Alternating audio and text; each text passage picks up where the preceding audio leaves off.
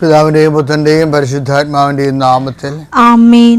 ഇന്ന് മെയ് മാസം 15-ാം തീയതി വ്യാഴാഴ്ച നമുക്ക് പ്രാർത്ഥിക്കാം. അമ്മേ പരിശുദ്ധമ്മേ, അമ്മേ പരിശുദ്ധമ്മേ, ദൈവമാതാവേ, കൃപാസനത്തിലൂടെ ഞങ്ങൾക്കും ഞങ്ങളുടെ ദേശത്തിനും അമ്മ മധ്യസ്ഥം തേടി തന്ന എല്ലാ അനുഗ്രഹങ്ങൾക്കും കൃപകൾക്കും ഞങ്ങളിപ്പോൾ ഹൃദയം നിറഞ്ഞ നന്ദി പറയുന്നു. അമ്മേ പരിശുദ്ധമ്മേ, ദൈവമാതാവേ, 2004 ഡിസംബർ 7-ാം തീയതി ഉച്ച കഴിഞ്ഞ് 2:30 കൃപാസനത്തിൽ സംഭവിച്ച അമ്മയുടെ പ്രത്യക്ഷപ്പെടലിനെ കുറിച്ച് തിരുസഭയ്ക്ക് സമർപ്പിച്ചിരിക്കുന്ന പഠനരേഖകളുടെ മേൽ സഭാത്മകമായ പഠനം ആരംഭിക്കുവാൻ ഞങ്ങൾ പ്രാർത്ഥിക്കുന്നു.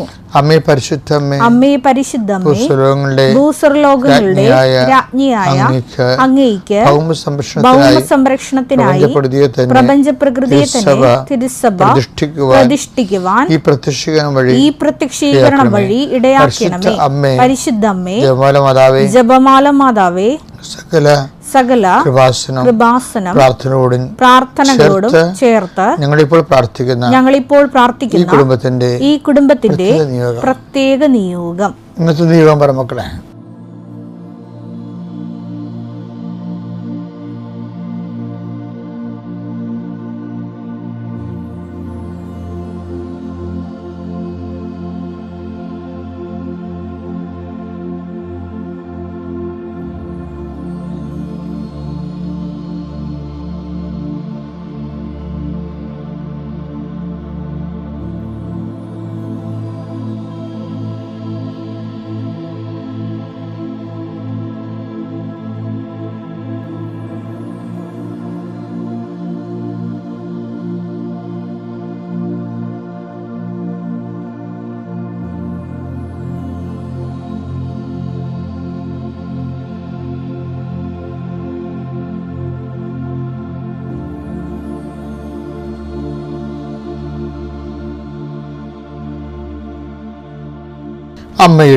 അമ്മയുടെ പ്രത്യക്ഷീകരണത്തിന്റെ ഈ അനുഗ്രഹവേളയിൽ ഞങ്ങൾക്ക് സാധിച്ചു തരുവാൻ കനിയണമേ.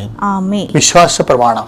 സർവശക്തനായ പിതാവും ആകാശത്തിന്റെയും ഭൂമിയുടെയും സൃഷ്ടാവുമായ ദൈവത്തിൽ ഞാൻ വിശ്വസിക്കുന്നു.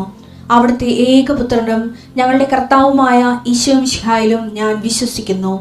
ഈ പുത്രൻ പരിശുദ്ധാത്മാവിനാൽ ഗർഭസ്ഥനായി കന്യകാമറിയത്തിൽ നിന്ന് പിറന്ന് പൊന്തിയോസ് പീലാത്തോസിന്റെ കാലത്ത് പീഡകൾ സഹിച്ച് കുരിശിൽ തറയ്ക്കപ്പെട്ട് മരിച്ച് അടക്കപ്പെട്ട് പാതാളങ്ങളിൽ ഇറങ്ങി മരിച്ചവരുടെ ഇടയിൽ നിന്ന് 3-ാം നാൾ ഉയർത്ത് സ്വർഗത്തിലേക്ക് എഴുന്നള്ളി സർവശക്തിയുള്ള പിതാവായ ദൈവത്തിന്റെ വലതുഭാഗത്തിരിക്കുന്നു. അവിടെ നിന്ന് ജീവിക്കുന്നവരെയും മരിച്ചവരെയും വിധിക്കുവാൻ വരുമെന്നും ഞാൻ വിശ്വസിക്കുന്നു. പരിശുദ്ധാത്മാവിലും ഞാൻ വിശ്വസിക്കുന്നു. വിശുദ്ധ കത്തോലിക്കാ സഭയിലും പുണ്യവാന്മാരുടെ ഐക്യത്തിലും പാപങ്ങളുടെ മോചനത്തിലും ശരീരത്തിന്റെ ഉയർപ്പിലും നിത്യമായ ജീവിതത്തിലും ഞാൻ വിശ്വസിക്കുന്നു. ആമേൻ. സ്വർഗ്ഗസ്ഥനായ ഞങ്ങളുടെ പിതാവേ, അങ്ങയുടെ നാമം പൂജിതമാകണമേ. അങ്ങയുടെ രാജ്യം വരണമേ. അങ്ങയുടെ തിരുമനസ് സ്വർഗത്തിലെ പോലെ ഭൂമിയിലും ആകണമേ. അന്നു വേണ്ടുന്ന ആഹാരം ഇന്ന് ഞങ്ങൾക്ക് തരണമേ. ഞങ്ങളോട് തെറ്റ് ചെയ്യുന്നവരോട് ഞങ്ങൾ ക്ഷമിക്കുന്നത് പോലെ ഞങ്ങളുടെ തെറ്റുകൾ ഞങ്ങളോടും ക്ഷമിക്കണമേ. ഞങ്ങളെ പ്രലോഭനത്തിൽ ഉൾപ്പെടുത്തരുതേ, തിന്മയിൽ ഞങ്ങൾ രക്ഷിക്കണമേ. ആമേൻ. നന്മ നിറഞ്ഞ മറിയമേ, സ്വസ്തി. കർത്താവ് അങ്ങയുടെ കൂടെ സ്ത്രീകളിൽ അങ്ങ് അനുഗ്രഹിക്കപ്പെട്ടവളാകുന്നു. അങ്ങയുടെ ഉദരത്തിൻ ഫലമായി ഈശോ അനുഗ്രഹിക്കപ്പെട്ടവനാകുന്നു. പരിശുദ്ധ മറിയമേ, തമ്പുരാന്റെ അമ്മേ, പാപികളായ ഞങ്ങൾക്ക് വേണ്ടി ഇപ്പോഴും ഞങ്ങളുടെ മരണസമയത്തും തമ്പുരാനോട് അപേക്ഷിക്കണമേ. ആമേൻ.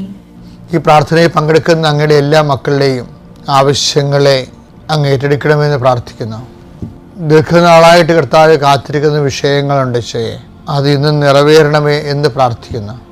വീട് പണി ആരംഭിക്കുന്നവരുണ്ട് ഈശോയെ, അതുപോലെ എല്ലാ വിവാഹ ആലോചനകൾ ആരംഭിക്കുന്നവരുണ്ട്, ഉപരി വിദ്യാഭ്യാസം ആരംഭിക്കുന്നതിന് വേണ്ടി ശ്രമങ്ങൾ നടത്തുന്നവരുണ്ട്. അങ്ങനെ എല്ലാ ആരംഭങ്ങളെയും അങ്ങയുടെ തിരുസന്നിധിയിൽ ആശീർവാദത്തിനായി സമർപ്പിക്കുന്നു. കർത്താവേ, ഞങ്ങളുടെ ജീവിതത്തിൻ്റെ ഇന്നത്തെ ആശങ്കകൾ ചില വ്യക്തികളെ കാണുമ്പോൾ എന്ത് സംഭവിക്കും, ഇങ്ങനെ ഓരോരോ വിഷയത്തിന് എന്ത് സംഭവിക്കും, അപ്പോഴും എന്ത് സംഭവിക്കും, ഞാനെന്ത് പറയും, ഞാൻ എന്ത് പറയണം, എനിക്ക് എന്ത് പറയാൻ പറ്റും, ഞാൻ ആഗ്രഹിക്കാത്ത സിറ്റുവേഷൻസ് ഉണ്ടാകുമോ എന്നൊക്കെ വിചാരിച്ച് ആശങ്കപ്പെടുന്ന സാഹചര്യങ്ങളുണ്ട്, വ്യക്തിയുള്ള സംഭാഷണങ്ങളുണ്ട്. അതെല്ലാം കർത്താവിൻ്റെ നാമത്തിൽ ആശീർവദിക്കുകയും ദൈവത്തിൻ്റെ സാന്നിധ്യത്തിൽ ഉറപ്പുവരുത്തുന്നതിന് പരിശുദ്ധ ദേവമാതാവിനെ ഏൽപ്പിക്കുകയും ചെയ്യുന്ന ജോലി അന്വേഷിച്ച് പോകുന്നവരുണ്ട് ഈശോയെ. നഷ്ടപ്പെട്ട ജോലി വീണ്ടെടുക്കാൻ വേണ്ടി പരിശ്രമിക്കുന്നവരുണ്ട് ഈശോയെ. ജപ്തി നടപടികളെ പരിഹരിക്കുന്നതിന് വേണ്ടിയുള്ള പരിശ്രമങ്ങൾ നടത്തുന്നവരുണ്ട് ഈശോയെ. അവരെല്ലാം കർത്താവിൻ്റെ നാമത്തിൽ ഈ നിമിഷം ആ വിഷയത്തിന് അനുഗ്രഹിക്കപ്പെടട്ടെ എന്ന് പ്രാർത്ഥിക്കുന്നു. ദീർഘകാലമായ മൂക്ക്, ഇടത് മൂക്ക് ഇങ്ങനെ അടഞ്ഞിരിക്കുന്നവരുണ്ട്. അത് കർത്താവ് തുറന്നു തരുന്നതായിട്ട് സന്ദേശമുണ്ട്. കർത്താവിൻ്റെ ഉന്നതമായ നാമത്തിൽ, സഭയുടെ അധികാരത്തിൽ, കുരിശിൻ്റെ അടയാളത്തിൽ, ദൈവശക്തിയാൽ നീ നിന്റെ കുടുംബം ഈശോ നാമത്തെ അനുഗ്രഹിക്കപ്പെടട്ടെ. നിൻ്റെ ഇന്നത്തെ വഴിയാത്രകൾ, യാത്ര ലക്ഷ്യങ്ങൾ, അതിൽ നിലനിൽക്കുന്ന തടസ്സങ്ങൾ കർത്താവിനെ നീങ്ങിപ്പോട്ട് പ്രാർത്ഥിക്കുന്നു. നീ ഏറ്റെടുത്തിരിക്കുന്ന ഉത്തരവാദിത്തങ്ങൾ അത് ചെയ്തു തീർക്കുന്നതിന് വേണ്ടി പലരുടെയും സഹായം നിനക്ക് ആവശ്യമുണ്ട്. ആ വ്യക്തികൾക്കെല്ലാം രോഗവും ക്ഷീണവും പ്രയാസങ്ങളുമാണ്. അവരെല്ലാം കർത്താവ് സന്ധിക്കുകയും അവർ നിന്നോട് സഹകരിക്കുന്നതിന് വേണ്ടി പ്രത്യേകമായ കൃപയുണ്ടാകാൻ വേണ്ടിയിട്ട് പ്രാർത്ഥിക്കുന്നു. എൻ്റെ കർത്താവ് വിധമായ നാമത്തിൽ, സഭയുടെ അധികാരത്തിൽ, കുരിശിൻ്റെ അടയാളത്തിൽ നീ അനുഗ്രഹിക്കപ്പെടുമ്പോൾ വല്ലാത്ത മടുപ്പാണ്.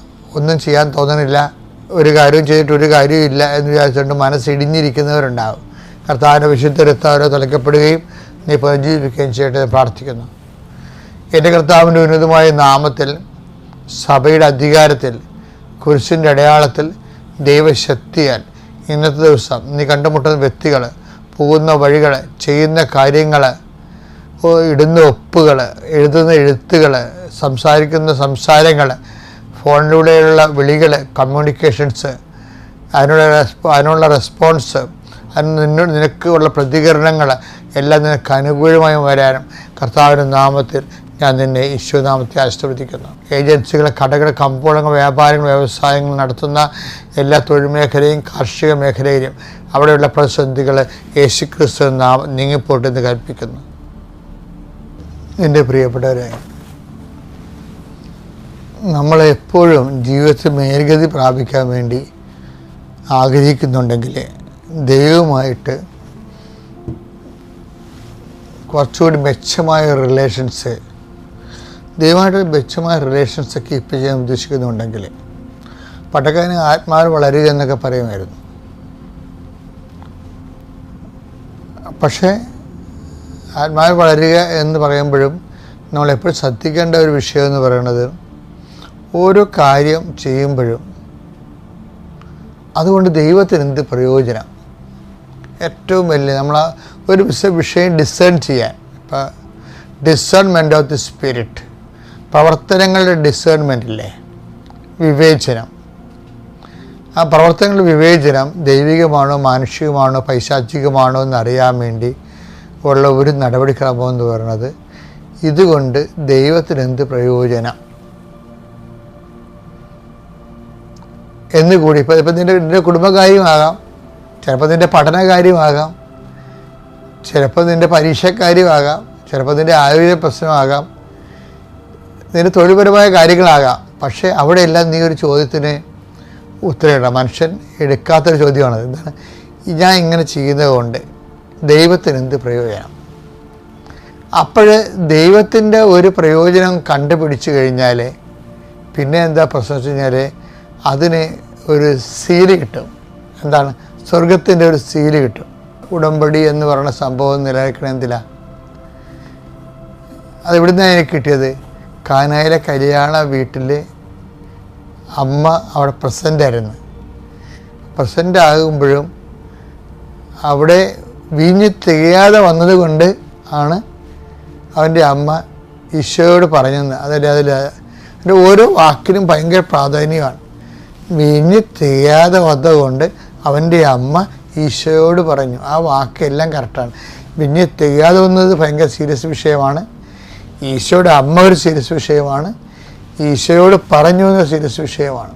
കാര്യം അമ്മയുടെ ഒരു വിഷയം എന്ന് പറയണത് how to introduce Jesus to the world. മറിയത്തിൻ്റെ വിഷയം അതായിരുന്നു. നമ്മളൊക്കെ പെട്ടെന്ന് ഓർക്കുകയെ മറിയത്തിൻ്റെ വിഷയം ആ കാനായിലെ കല്യാണത്തിൽ വെള്ളം വീഞ്ഞാക്കുന്ന അങ്ങനെ ഒരു ഉദ്ദേശവും ഇല്ല. അത് സെക്കൻഡറി പോലും അല്ല. ശരിക്കും പറഞ്ഞാൽ അമ്മയുടെ ഉദ്ദേശം എന്താണ്? ഈശോ ആരാണെന്നതിനെക്കുറിച്ച് അമ്മയ്ക്ക് നല്ല അറിവുണ്ട്. ഈ ഈശോനെ മനുഷ്യർക്ക് പ്രയോജനകരമായ രീതിയിൽ ദൈവത്തിൻ്റെ ഈ രക്ഷാകര സംവിധാനത്തിൻ്റെ പേരാ ക്രിസ്തു. അതിനെ ജനങ്ങൾക്ക് ജനകീയമായ രീതിയിൽ ശരിക്കും പറഞ്ഞാൽ ഈശോയെ ജനകീയവൽക്കരിച്ചതേ ഈശോയുടെ കുരിശുമരണവും ഉയർത്തുന്ന പോലല്ല. നമുക്ക് എല്ലാത്തിനും ഒരു അക്കാഡമിക് തലങ്ങളുണ്ടാകും, ഒരു സാങ്കേതിക ടെക്നിക്കൽ തലങ്ങളുണ്ടാകും, ഒരു ജനകീയ തലമുണ്ടാകും. ഇപ്പം മൊബൈൽ നമ്മൾ ഇഷ്ടപ്പെടുന്നു, അത് ടെക്നിക്കൽ പെർഫെക്ഷൻ കൊണ്ടല്ല ഇഷ്ടപ്പെടുന്നത്, അത് നമുക്ക് പ്രയോജനമുള്ളത്. മനസ്സിലായില്ലേ? അത് ജനകീയം. മൊബൈൽ എങ്ങനെ ജനകീയമായി? 90 വയസ്സുള്ളവർക്ക് മൊബൈൽ ആവശ്യമുണ്ട്. ആ ടെക്നിക്കൽ പെർഫെക്ഷൻ ആണല്ലോ പ്രശ്നം, അത് ആവശ്യമാണല്ലോ, അല്ലാതെ നമുക്ക് പ്രയോജനം ഇല്ലല്ലോ. പക്ഷേ പ്രാക്ടിക്കൽ ഇമ്മീഡിയറ്റ് എല്ലാ വിഷയത്തിനും ഒരു ഇമ്മീഡിയറ്റ് ചാർജിങ് ഉണ്ട്. അതെന്ന് വെച്ച് കഴിഞ്ഞാൽ അതിൻ്റെ ജനകീയ വിഷയം എന്താണ്? അമ്മ നോക്കിയെന്ന് വെച്ച് കഴിഞ്ഞാൽ ഈശോനെ എങ്ങനെ ജനകീയമാക്കാം, 10 മനുഷ്യർക്ക് പ്രയോജനമുള്ള രീതിയിൽ എങ്ങനെയാക്കാൻ പറ്റും. അപ്പം അമ്മയ്ക്ക് അറിയാമായിരുന്നു.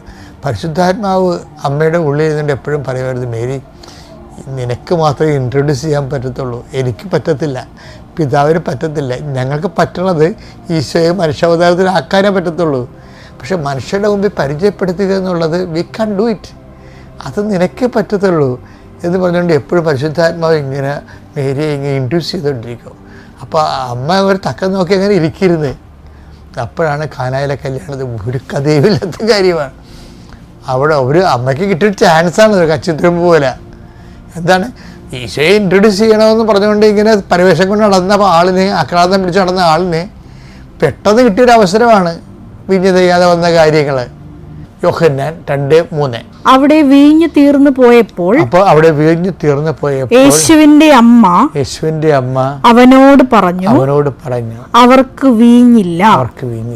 അത് വലിയ വിഷയമല്ലായിരുന്നു ശരിക്കും പറഞ്ഞു. അതുകൊണ്ടാണ് എനിക്ക് നിനക്ക് എന്താണ് ആ വീട്ടിൽ വീഞ്ഞ് തന്നത്, നമ്മളെന്ത് ചെയ്യാനൊക്കെ. ഈശോ പെട്ടെന്ന് ആ വിഷയത്തെ ഭയങ്കര എന്താണ് അതിൻ്റെ ഒരു നിരർത്ഥക തലമാണ് ആദ്യം പറയണത്. പിന്നെയാണ് അമ്മ ആ സ്റ്റേഡിൽ തന്നെ നിന്നപ്പോൾ ഈശോയ്ക്ക് മനസ്സിലായി മദർ ഈ വിഷയത്തിൽ മാറുന്നില്ലെന്ന് മനസ്സിലായി. മദർ ആ വിഷയത്തിൽ മാറുന്നില്ലെന്ന് ഈശോയ്ക്ക് മനസ്സിലാകണം. അത് മദർ വേറെ ആരെങ്കിലും ആണ് നിന്നെങ്കിൽ മദറിൻ്റെ സ്ഥാനത്ത് നിന്ന് ഒക്കത്തില്ല. ഇപ്പോൾ 10 ദിവസമാണ് ഹോൾഡ് ചെയ്യണമെങ്കിൽ 10 ദിവസം ആ വിഷയത്തിൽ മാറുന്നില്ലെങ്കിൽ ഈശോയ്ക്ക് അത് ഡോണ്ട് മൈൻഡ്. പക്ഷെ മദർ മാറാതിരിക്കുമ്പോൾ ഈശോ പല രീതി ബൗണ്ടഡാണ്. ഹ്യൂമൻ എക്സിസ്റ്റൻസ് എന്ന് പറഞ്ഞ രീതിയിൽ കർത്താവിനൊരു മനുഷ്യാവതാരം കൊടുത്തതിൽ അത് നേർ പങ്കാളിയാണ് ഇവർ. അപ്പോൾ അവർ ആ സ്റ്റേണായിട്ട് നിന്നത് കാരണം ഈശോ അത് സീരിയസ് ആയിട്ട് പിന്നെ എടുക്കേണ്ടി വന്നു ഈശോയ്ക്ക്. അപ്പോൾ എപ്പോഴും നമ്മൾ ഇന്ന് എല്ലാ ഈശോയെ സ്റ്റേണെന്ന് വെച്ചാൽ ആ വീട്ടിൽ വീഞ്ഞ് തീർന്നിട്ട് അവിടെ വീഞ്ഞുണ്ടാക്കി കൊടുക്കുക എന്നുള്ളതല്ല പ്രശ്നം. മറിച്ച് ആ ഒരു വകുപ്പെടുത്തുകൊണ്ട് ഈശോനെ ഇൻട്രൊഡ്യൂസ് ചെയ്യുക ലോകത്തിനെ. അതാണ് പിന്നീട് അത് പൗലോസ് മനസ്സിലാക്കാൻ എന്തുമാത്രം സമയമെടുത്തു അല്ലേ? പൗലോസ് ഈ പൗലോസും അമ്മയും തമ്മിൽ കണ്ടുമുട്ടിയിട്ടില്ല എന്തുണ്ടെങ്കിലും പൗലോസ് വർഷങ്ങൾക്ക് ശേഷം കണ്ടു മനസ്സിലാക്കിയതെല്ലാം ആദ്യം അതിൻ്റെ ബ്ലൂ പ്രിൻ്റ് ഇറക്കണ അമ്മയാണ്. എന്താണ് പൗലോസ് എന്താ പറയുന്നത്? യേശു ക്രിസ്തു എല്ലാമാണെന്ന് പറയും. കൊളോസ്യസ് 3:18. ഇവിടെ ഗ്രീക്കുകാരനെന്നോ യഹൂദനെന്നോ പരിച്ഛേദിതനെന്നോ അപരിച്ഛേദിതനെന്നോ അപരിഷ്കൃതനെന്നോ സിദിയനെന്നോ അടിമയെന്നോ സ്വതന്ത്രനെന്നോ വ്യത്യാസമില്ല. പിന്നെയോ ക്രിസ്തു എല്ലാമാണ്, എല്ലാവരിലുമാണ്. ഈശോയുടെ അമ്മയാണ് ആദ്യം കണ്ടുപിടിച്ചത് ക്രിസ്തു എല്ലാമാണെന്നുള്ളത്. അപ്പം അതുകൊണ്ട് എപ്പോഴും നമ്മൾ സദ്യം അമ്മയെപ്പോലെ ചിന്തിക്കണം. ഞാൻ ഈ വിഷയത്തെ ഏറ്റെടുത്ത കൊണ്ടോ, ഞാൻ പഠിച്ചതുകൊണ്ടോ, എനിക്ക് വീട് കിട്ടിയതുകൊണ്ടോ, എൻ്റെ ഉദ്യോഗം കിട്ടിയതുകൊണ്ടോ, PR കിട്ടിയതുകൊണ്ടോ, പെൻഷൻ കിട്ടിയതുകൊണ്ടോ ദൈവത്തിന് എന്ത് പ്രയോജനം? ആ ഒരു വിഷയം കൂടി നിങ്ങൾ അതാണ് ഇതിൻ്റെ ബൂസ്റ്റ് ചെയ്യണമെന്ന് പറഞ്ഞത്. അത് കണ്ടുപിടിച്ചു കഴിഞ്ഞാൽ അതിനൊരു നിങ്ങൾക്കൊരു ഉത്തരം പറയാൻ കൃത്യമായിട്ടുണ്ടെങ്കിൽ പെട്ടെന്ന് വിഷയത്തിൻ്റെ മേൽ കത്തിപ്പിടിക്കും, ആ വിഷയം ദൈവം ഏറ്റെടുക്കും. അപ്പം കളം അറിഞ്ഞ് കളിക്കുക. Thank you. അത്യപൂർവ ദൈവാനുഭവങ്ങൾ ഇനി നിങ്ങൾക്കും സ്വന്തം. ഈ യൂട്യൂബ് ചാനൽ ഇതുവരെ സബ്സ്ക്രൈബ് ചെയ്തിട്ടില്ലെങ്കിൽ ഇപ്പോൾ തന്നെ സബ്സ്ക്രൈബ് ചെയ്യുക. ഈ വീഡിയോ ഇപ്പോൾ തന്നെ നിങ്ങളുടെ സുഹൃത്തുക്കൾക്ക് ഷെയർ ചെയ്തുകൊണ്ട് കർത്താവിന്റെ പ്രേക്ഷിതരാകുക.